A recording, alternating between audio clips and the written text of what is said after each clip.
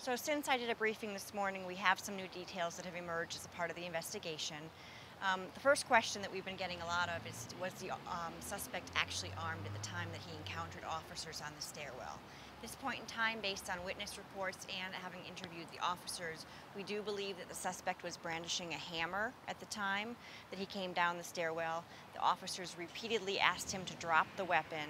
At some point, he actually climbed up onto the railing or banister. The officers were on a landing below him and made a motion as if he were going to jump toward the officers with the hammer.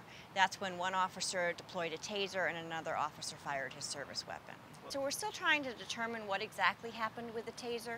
With a taser, there are two probes that actually have to strike the suspect in order to have a full contact, and we're not sure that both probes actually struck the suspect. Another possibility that we've seen in the past is when you have a suspect who is heavily intoxicated or on drugs, sometimes it's not as effective. So investigators are looking into both of those possibilities. So the situation that we had as we were arriving to the scene is that this person had already injured somebody with a knife inside an apartment in what was described as a pretty violent encounter.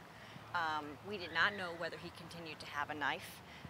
The hammer in and of itself, if you get in close proximity to officers, can certainly do a lot of damage to somebody. He had repeatedly, according to witness accounts, declined to cooperate with officers when they asked him to stop coming towards them and putting the hammer down. So really, I think from an officer perspective, there were concerns about their safety and the safety of the public around them. This is pretty standard procedure for them to try to stop a threat if they feel like there is an imminent harm to them or other people, and that's what they appear to have done in this case.